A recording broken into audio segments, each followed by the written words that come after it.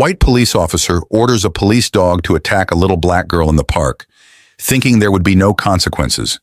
But when the girl's father, a police captain, shows up demanding justice, everything changes. Sign up now so you don't miss the upcoming events. Where are you watching from? The soft morning sun spreads over the park, bathing everything in a golden light. Laughter and chatter fill the air. Families relaxing on picnic blankets, joggers moving rhythmically along the trails, and children with bright smiles playing in the playground. A light breeze carries the scent of freshly cut grass, making the morning air cool and refreshing, painting the perfect picture of a peaceful morning. But for John Miller, a white police officer, all of this just makes him feel distant. Wearing his neat police uniform, John doesn't blend into the scene. He walks along the trail with his loyal police dog Rex, deep in thought. What fills his heart is not relief, but a smoldering irritation. Everyone here seems carefree, not worrying about the order or rules John has to enforce every day. They don't realize how much effort it takes to keep everything under control, and that frustrates him. As he patrols, John's eyes accidentally fall on Alyssa, a black girl about 6 years old, joyfully running across the grass, chasing her toy plane. Alyssa's innocent laughter rings through the quiet space, and it only adds to John's discomfort.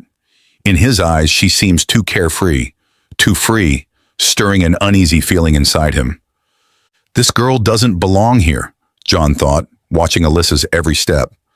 The unease inside him began to transform into a quiet anger. Alyssa was just an innocent child, playing like any other kid, but in John's mind, her presence triggered unconscious biases. The girl, with her black skin and innocent joy, seemed to stand in stark contrast to what John thought should be in the park that morning. Rex, the sleek-coated police dog, began to sense his owner's change in mood. Its ears perked up, sharp eyes locking onto Alyssa as if waiting for a command. The leash in John's hand tightened slightly, and a dangerous thought began to form in his mind, one he didn't question or hesitate over. John looked at Alyssa, gripping the leash tightly, and in that moment, everything peaceful around him seemed to fade from his mind. In his head, one overwhelming thought dominated. This girl doesn't belong here. Rex let out a low growl, ready to act on command. This girl doesn't belong here. That thought repeated in John's mind, like a silent order driving his actions. His grip tightened on Rex's leash, and for a moment, everything went quiet, leaving only the sound of his own breath and the intense gaze of the dog. The discomfort in John's heart flared into a decision he didn't hesitate to make. Alyssa needed to be controlled. That black girl with her carefree attitude made John feel like he was losing control, and to him, that was unacceptable. Alyssa has no idea what's about to happen, John thought. The girl kept playing, laughing as her toy plane soared back and forth over the grass. Unaware of the approaching danger, Alyssa tripped on a small rock and fell, but immediately got back up, continuing to run, her eyes never leaving her plane. John clenched his teeth. "Let's go, Rex." His voice was low, cold. His command was just enough to trigger the instincts of the police dog. Rex tensed, its eyes locked on Alyssa with growing aggression. Just waiting for the order, Rex was ready to charge like lightning. John loosened the leash in his hand, and Rex immediately lunged toward the girl. In an instant, the peaceful park erupted into chaos. Rex tore through the air at an incredible speed, its powerful legs slicing through the wind, sharp teeth bared as its ferocious barking shattered the silence. Alyssa turned around at the sound of the growl, but it was too late. The smile on her innocent face vanished in an instant, replaced by pure terror. The massive dog closed in within seconds. Her toy plane slipped from her hands.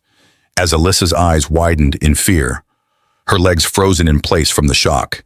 She wanted to scream, but the scream got caught in her throat.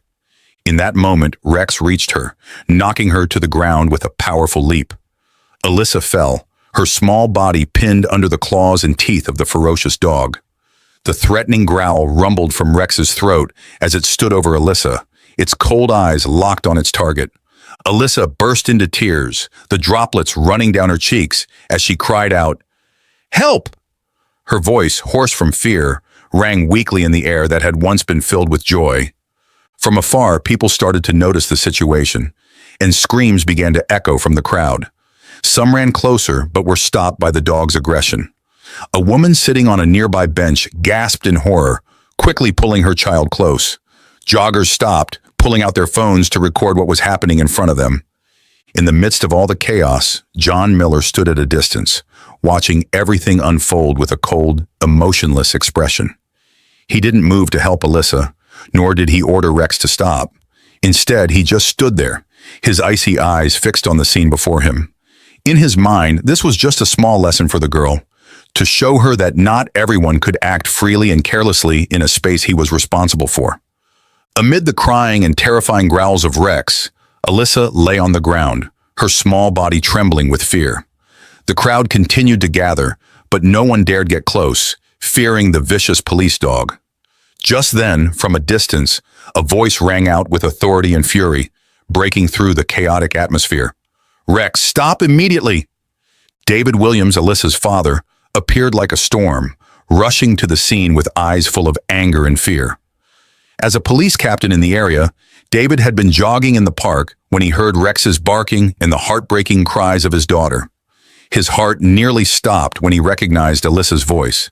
Now, as he approached, he couldn't believe his eyes. His daughter was lying on the ground, being attacked by a police dog, and none other than John Miller, one of his colleagues, was watching indifferently from a distance. David shouted with all his strength, his voice echoing across the park. "John, call Rex off right now! Stop!"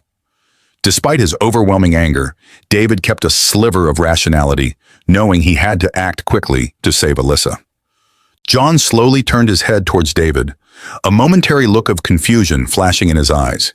He knew David Williams, not just as a father protecting his child, but as the captain of the local police department, a man with far more authority than he had. But instead of hastily commanding Rex to stop, John remained cold, though his hand trembled slightly upon hearing David's voice. "The girl was acting suspicious," John muttered, trying to justify himself, but his words only made the situation worse. David had no patience left to hear more. He rushed toward Alyssa, yanking Rex off her with incredible strength.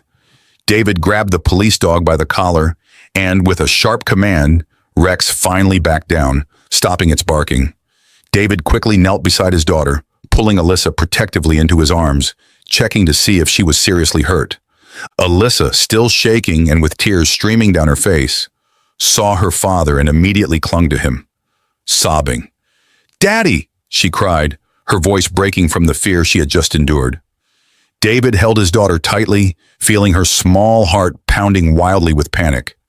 "Daddy's here. You're okay," David whispered, his voice gentle but filled with protective strength. David's entire body trembled with rage. Once he was sure Alyssa was safe in his arms, he slowly stood up, his eyes burning with fury as he turned toward John. "What the hell do you think you're doing?" David shouted, his voice now that of a furious father and an authoritative police captain who could not accept the abuse of power he had just witnessed. The crowd around them remained silent, but the outrage was beginning to spread, with many people recording the entire incident on their phones. John stood across from David, but now he could no longer maintain his earlier calm. His hands shook as he gripped Rex's leash, unsure of how to respond to David's anger. In that moment, John realized he had made a grave mistake, not just in unleashing the dog on an innocent child, but in doing so to the daughter of a man with far more power. David didn't wait for John to offer an explanation. "You attacked my daughter without any justification," David shouted, his voice filled with fury. "She's only 6 years old. What could she possibly have done to warrant releasing a dog to attack her? This is a blatant abuse of power." John stammered. I was just following procedure. She was acting suspicious." His attempt at an explanation sounded incredibly weak amid David's fury and the crowd's rising anger. David stared at John, disbelief written all over his face. "Procedure?" he repeated, his voice dripping with contempt. "Are you telling me that the procedure allows you to release a dog to attack a child playing in a park?" No one in the crowd spoke, but it was clear that they all sided with David. Murmurs began to spread and a few people moved closer to continue filming the entire scene.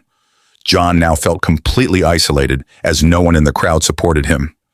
David turned back to his daughter, gently stroking Alyssa's head to comfort her. But his gaze never left John. "You're not going to get away with this. I will make sure you're investigated and held accountable for what you've done today." The entire park fell into a suffocating silence as David took Alyssa's hand and walked away, but there was no mistaking the determination in his eyes. John Miller stood frozen, watching as David Williams and Alyssa walked away. Each step David took felt like another nail driven into the growing anxiety in John's heart. He knew this was no longer a minor incident. David Williams wasn't just an angry father, he was also a powerful police captain, and his promise of a serious investigation was certain to come true. Trying to maintain some semblance of authority in a situation that had spiraled out of control, John took a few steps forward, attempting to further justify his actions. "I was just following procedure," he said, his voice trying to stay calm but still trembling slightly. "That girl, she was acting suspicious." David suddenly stopped and turned sharply to face John. His eyes blazed with anger, and the authority of a police captain was more evident than ever. "Procedure?" David repeated, his voice full of sarcasm. "Are you really standing here, trying to justify releasing a police dog to attack a 6-year-old child as following procedure? She was playing, John. She did nothing wrong." The tension between the two men was suffocating. John stiffened, feeling the eyes of the crowd and the phone still pointed at him. David took a few more steps forward, now face to face with John, his voice low but filled with authority. "You didn't just make a mistake. You abused your power. And worse, you did it to my daughter." Each word David spoke cut through the facade of authority John was trying to maintain. John opened his mouth to respond, but no words came out. The crowd had grown larger, and their eyes were filled with anger, mixed with shock. Some parents looked at John with disgust, shielding their children from his presence, as if he were a threat. The murmurs grew louder. "This is outrageous," a man in the crowd said loudly. "I can't believe he let a dog attack a kid." The pressure from the crowd began to weigh heavily on John. He felt as if all eyes were on him, judging his every move. Rex, now leashed again, stood still beside John, but sensed the tension. It whimpered softly, as if warning that this situation was no longer in control. David took a deep breath, as if to regain some calm after his sharp accusations, but his eyes never left John, cold and determined.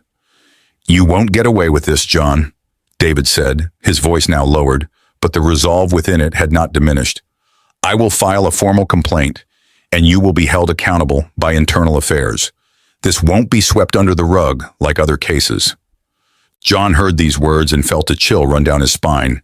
He knew the investigation David promised would not just be an empty threat. With David's position and power, this incident was sure to become a focal point not only within the police department, but also in the media. David bent down to check on his daughter, Alyssa, who had calmed down a bit in his arms, but her eyes were still red from crying. Seeing the pain in his daughter's eyes only strengthened David's resolve. "I'm not just fighting for my daughter," he continued, his sharp gaze still on John. "I'm fighting for every child who has been treated unjustly simply because of their skin color. You will pay for this." John stood there completely lost. He had no more excuses. Deep down, he knew he had crossed a line, not just the line of the law, but the line of morality. But now, with David's fiery gaze and the crowd's rising outrage, he didn't know what else to do but stand still, drowning in shame and worry about the consequences to come. David turned away, this time not looking back. He took Alyssa's hand and gently led her away from the park. The crowd remained silent, leaving John in a hollow space full of pressure. The disdainful glares and the phone still pointed at him felt like they were drowning him in a sea of judgment. John Miller remained standing in the park, feeling the weight of loneliness and fear pressing down on his shoulders as David Williams and Alyssa disappeared into the distance.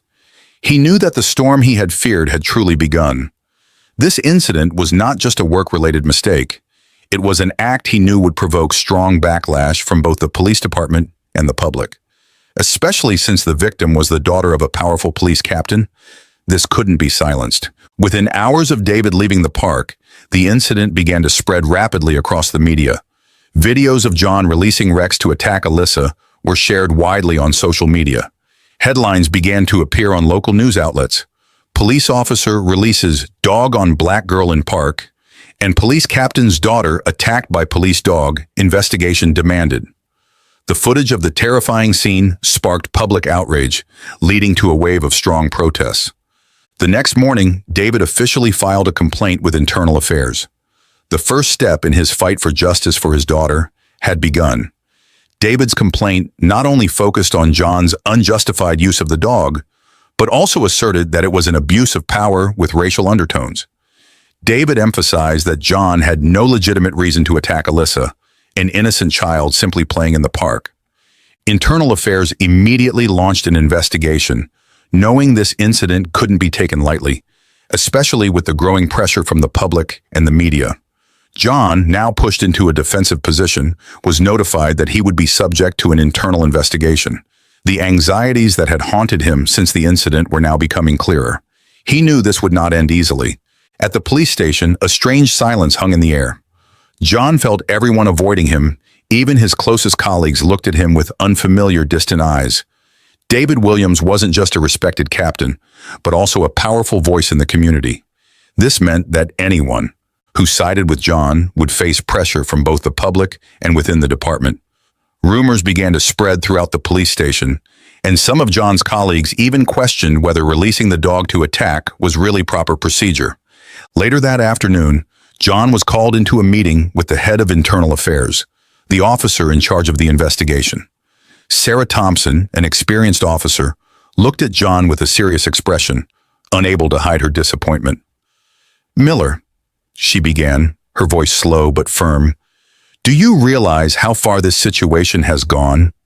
This isn't just an internal matter anymore. The entire community is watching, and this could seriously impact your entire career." John tried to remain calm.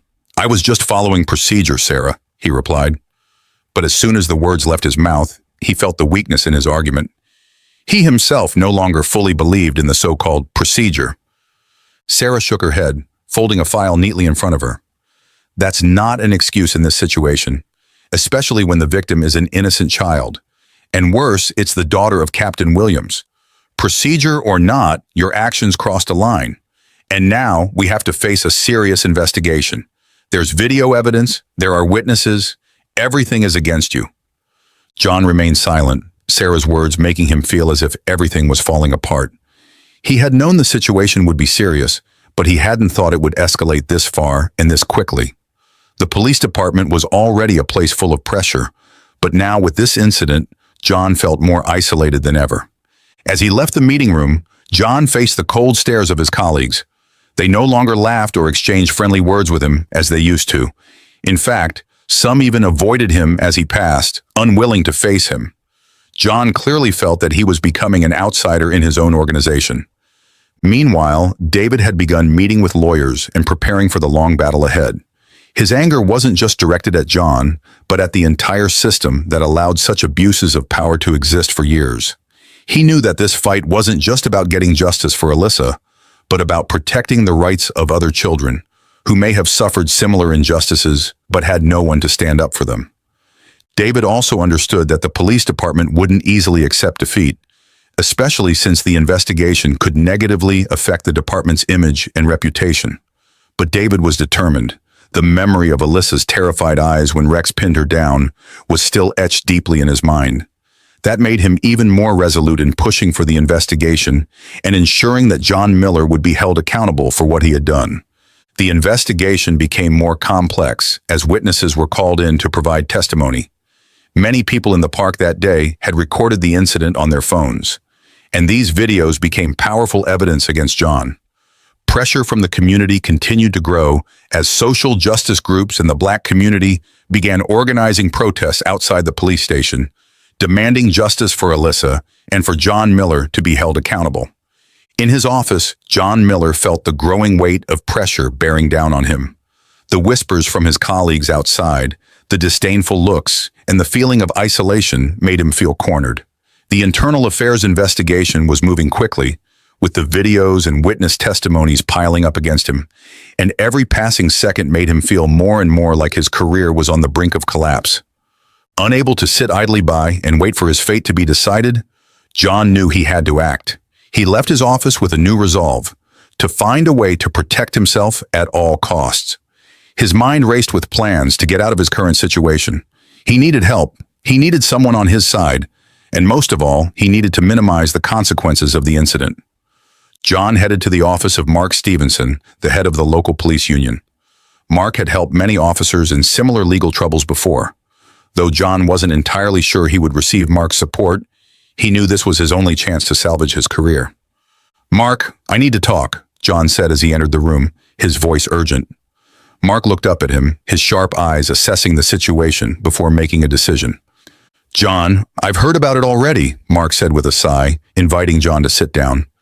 "This isn't just a small incident anymore. It's turning into a media firestorm. You made a big mistake by releasing the dog on a child. And it's even worse that it was the police captain's daughter." John hung his head, feeling the weight of the deadlock he was in. "I know, Mark, but I can't let this go too far. I followed procedure, and I need to protect myself. There's got to be a way to handle this without ruining everything, right?" Mark was silent for a moment, considering John's words. "This has already gone too far, John. You're not just up against David Williams, you're up against the whole community in the system, but you still have a chance if we can shift the investigation's focus," Mark said, his eyes growing sharper. "We can make this less serious by creating a valid reason for your actions. For example, you could say that you suspected the girl was doing something dangerous, or even blame it on a miscommunication with Rex the dog." John was quiet for a moment, thinking about Mark's suggestion. Deep down, he knew it wasn't true. Alyssa was completely innocent and just playing. But in this situation, John didn't have many options. "So, what can we do to lessen the consequences?" John asked, trying to hide the hesitation in his voice. Mark looked at John, his eyes full of calculation. "We need to make you look like the victim of a misunderstanding. I can arrange a press conference where you'll express remorse while stating that you had no intention of harming anyone. We'll push the narrative that you were just following procedure, and that the girl acted suspiciously. This might help calm the public reaction and reduce the pressure from the investigation." John felt like he was being dragged into a swamp. He knew that blaming Alyssa would only complicate the situation and could backfire. But at this point, with everything going against him, he didn't have much of a choice. "All right," he said, his voice weak. "I'll go with your plan." The next day, a press conference was held. John stepped up to the podium with a tired and heavy face. The camera flashes from the photographers went off repeatedly, and both the reporters and the public were watching closely. At the press conference, John stated that his actions were simply a misunderstanding, that Rex had reacted too quickly to the situation, and that he had no intention of harming little Alyssa. He tried to express remorse and hoped the investigation would proceed fairly. But soon after the press conference ended, the public's reaction was not as expected. David Williams, upon hearing about the press conference, was extremely furious. He saw it as a dishonest act and pointed out that John was trying to deflect blame instead of taking responsibility. "He's blaming my daughter, a 6-year-old child," David told the press later, his eyes filled with rage. "He doesn't even have the courage to admit his mistake." David's outrage only fueled the public's anger. Social justice groups, who had been closely watching the case, began organizing larger protests outside the police station, demanding John's suspension and a fair investigation. Videos of the dog attacking Alyssa continued to be widely shared, and the media's criticism showed no signs of letting up. With the situation getting worse by the day, John began to realize that Mark's plan might not be as effective as he had hoped. Instead of calming things down, it seemed to be making everything worse. The internal affairs investigation was still ongoing, and with the growing amount of evidence from witnesses and videos, John could feel his future in the police force fading. Meanwhile, David was not giving up his fight. He and his lawyers continued gathering evidence, holding meetings with internal affairs, and publicly sharing the evidence in their favor through the media, ensuring that John would not easily escape responsibility. When John Miller realized that all his efforts to defend himself were becoming futile and the situation was only worsening, he began to feel even more isolated. The internal affairs investigation had not slowed down, and public outrage only intensified after the failed press conference. David Williams and the social activist groups refused to back down. They were determined to demand a public investigation and justice for Alyssa. Pressure from the media, public anger, and criticism from his colleagues made John feel like everything was falling apart. But just when things seemed hopeless, John received help from an unexpected source. Michael Green, a former police officer and John's colleague before Michael left the force a few years ago. Michael and John weren't close friends, but they had worked together long enough for Michael to understand John's nature, especially in tough situations. Michael knew the system and what was happening within the police department. Justice wasn't always served fairly. Michael arranged to meet John at a quiet cafe in the suburbs, far from the prying eyes of the media and the public. When John sat down across from Michael, his eyes were heavy with exhaustion and stress. He knew this meeting might be one of his last chances to find a solution, or at least to better understand the situation. "John, you're in big trouble," Michael began, not mincing words.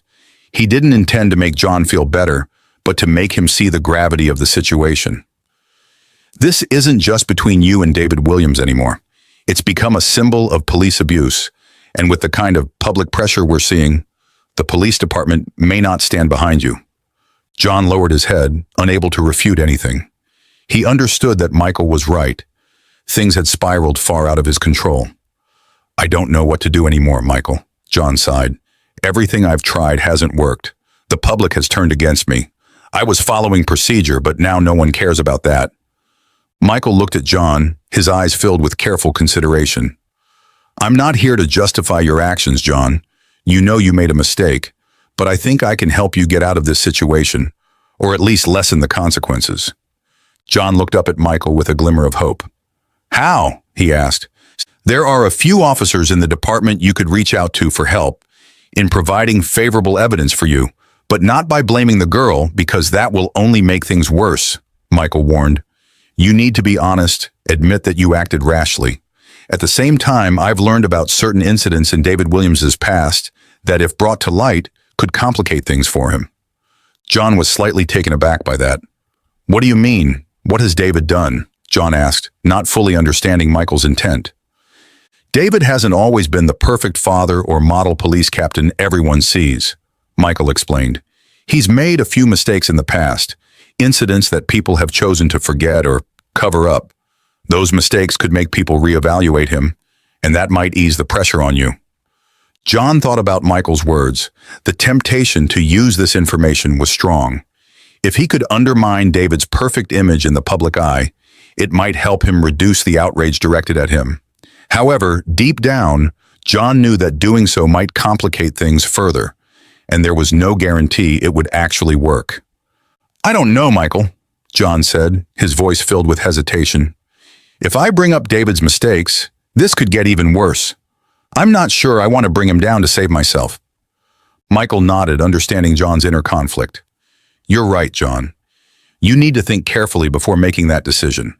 You can choose the path of honesty, admit your mistake, and seek forgiveness from the community, or you can use this information to protect yourself. But remember, every action has consequences." John sat in silence, thinking about everything Michael had said. He knew he was facing a difficult decision. If he admitted his mistake and was honest, he might lose everything: his career, his honor, and the life he had built. But if he used David's past mistakes to defend himself, he might save his career, but also destroy his relationships with his colleagues and his reputation in the community. The meeting with Michael had opened a new path for John, but it also made him realize that no choice was perfect. Whichever path he chose, he would have to face the consequences, and that made the storm he was facing seem more complicated and unpredictable than ever. As for David Williams, he was not slowing down in his preparations for the legal battle. David knew that John Miller might try anything to defend himself, but he was determined to protect his daughter and get justice for Alyssa. He was ready to face whatever came his way, even if John tried to bring up his past mistakes to shift the focus. This battle, it was clear, would no longer be just between John and David, but would draw in the entire system and the watchful eyes of the community. As the internal investigation neared its conclusion, John Miller knew that there wasn't much time left to make his final decision. Michael Green's advice still echoed in his mind.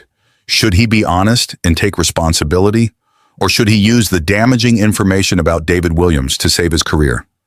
With each passing day, the pressure from the community, the protests, and even his colleagues only made John's situation more suffocating. Finally, the day of the hearing arrived. The atmosphere in the police station that day was tense and heavy. The crowd outside continued to gather, chanting for justice for Alyssa and demanding that the police department take serious action. Social activist groups, parents, and even the media were all closely watching this event, as it had become more than just an internal hearing. It had become a symbol of the fight against police abuse. David Williams was present at the hearing, sitting in the front row with his lawyers. He sat up straight, his eyes cold and full of determination. Alyssa was not present. David didn't want his daughter to endure any more trauma. He had prepared everything to push the case to its conclusion, to get justice for his daughter. John walked into the hearing room, unable to hide his nervousness. His eyes scanned the room, feeling the coldness in the stares of everyone around him. Across from him, Sarah Thompson, the head of the internal investigation, was ready to begin the hearing. "Let's begin," Sarah said, her voice sharp. "Officer John Miller, you are accused of excessive use of force by releasing a police dog to attack Alyssa Williams, a 6-year-old child, while there was no actual threat. This is your opportunity to present your side, explain yourself, and provide any evidence to defend yourself." John took a deep breath, feeling the weight of every word Sarah said. This was the critical moment. He had to decide whether to be honest and admit his mistake, or use what Michael had suggested. The anxiety surged, but John knew he couldn't back down. John stood up, looking directly at Sarah and the entire hearing panel. He began to speak, his voice shaky but trying to stay steady. "I want to start by saying that I had no intention of harming anyone, especially a child like Alyssa Williams. At the time, I believed I was doing my job correctly. But now, after looking back, I realized that my actions were a grave mistake." The room fell into a heavy silence. Everyone was listening intently, but no one dared to speak. John continued, "I misjudged the situation. The girl was not a threat. I acted without careful consideration and abused my power. I take full responsibility for my actions and apologize to the Williams family, especially Alyssa." Each word from John fell softly in the room, but it didn't ease the tense atmosphere.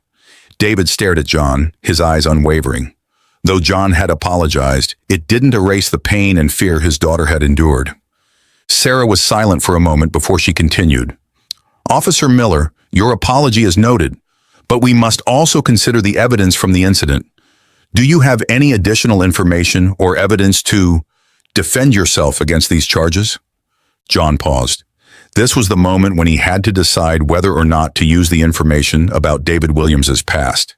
His hand unconsciously gripped the edge of the table, Michael's words echoing in his head. "Using that information could get you out of this."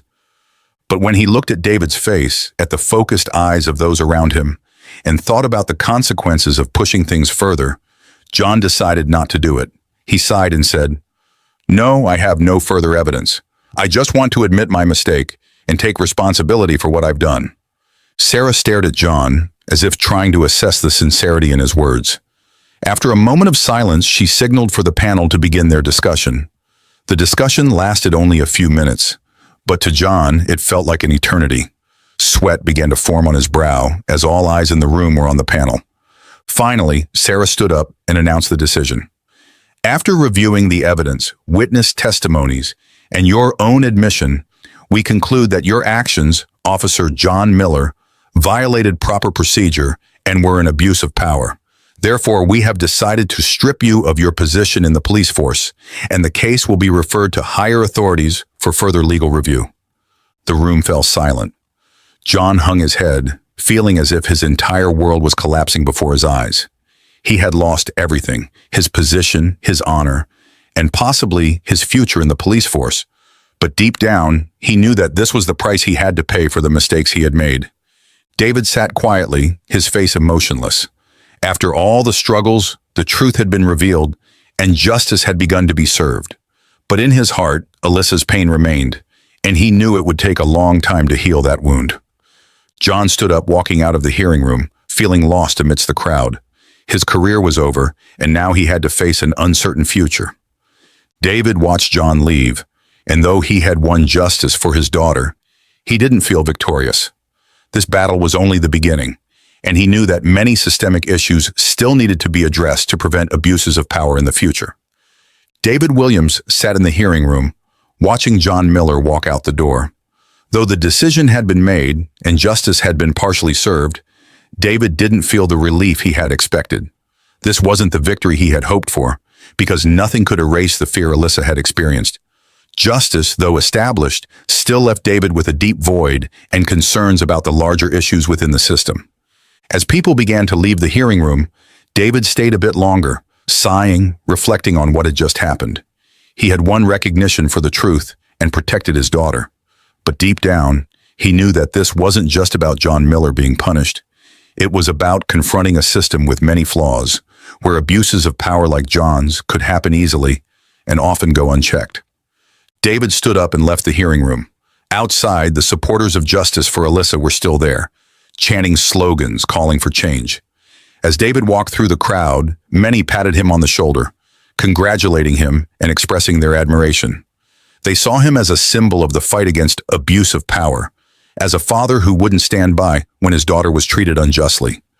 But David knew that justice for Alyssa was just the first step in a long journey to change the entire system. When he got home, Alyssa was sitting on the couch, holding her favorite stuffed animal. Seeing her father walk in, she immediately ran to him, hugging him tightly. David knelt down, holding his daughter close, feeling her little heart still trembling from the earlier trauma. "Are you okay, Alyssa?" David asked softly, stroking her hair. Alyssa nodded, her eyes sparkling as she looked up at her father. "I'm okay, Daddy. I'm not scared anymore." But in her voice, David could still hear a hint of fragility, easily hurt. He knew that emotional wounds wouldn't heal quickly, but what mattered was that Alyssa felt safe with him, and that brought David comfort. Angela, David's wife, came over, her eyes also filled with concern. "Is it over?" she asked, her voice soft but filled with anxiety. "It's partly over," David replied, pulling Alyssa closer. "John's been stripped of his rank, and the investigation will continue. But I don't think this is the real end. There's still a lot that needs to change." Angela nodded, understanding her husband's feelings. "I just hope the little one can get over her fear soon. What happened was too much for a child like Alyssa." David held his daughter tighter, his eyes looking out the window. "We'll get through it together, I promise. And not just for Alyssa. I'll keep fighting so that no other child has to go through this again." In the days that followed, the Williams family slowly returned to their normal lives. Alyssa started playing again, though there were still moments when she would flinch at the sound of a dog barking in the distance. David knew that his daughter's recovery would take time, but he also believed that they were on the right path. With each step Alyssa took, he could see the strength and resilience in her, and that made him prouder than ever. David's work at the police station continued, but things were no longer the same. The recent events had left a deep mark on the department. Discussions about abuse of power and the responsibility of the police force had become more open and serious. Everyone knew that misconduct like John Miller's could no longer be overlooked. David knew that he had sparked a change, even if it was small, but it was a step in the right direction. One afternoon, David took Alyssa to the park where the incident first happened. A gentle breeze blew through, sunlight filtering through the leaves, and the laughter of children echoed in the air. Alyssa stopped at the top of a small hill, looking down at the grassy area where she had been attacked by Rex. David watched his daughter, worried that the bad memories would scare her. But instead of fear, Alyssa smiled gently, turning around and running down the hill with a joyful laugh. She had overcome her fear, and now the park was no longer a place of pain, but had returned to being a place of play and happiness. David stood watching his daughter run and play, feeling lighter than ever before. He knew the fight wasn't over, but at least he had regained peace for his family. And as he watched Alyssa's radiant smile, he understood that this was the most important victory in his life. The journey to get justice for Alyssa and other children like her proved that the power of courage and perseverance could change not just an individual, but an entire community. David Williams fought not just for his daughter, but for all those without a voice, ensuring that no one would suffer injustice because of their skin color, age, or social status. This story reminds us that justice doesn't come from empty promises, but from tireless struggle, from love and responsibility. Through this story, we see the power of a father's love, the courage to stand up for what's right, and the importance of transparency in the justice system. Alyssa overcame her fear, and David not only protected his daughter, but also the future of many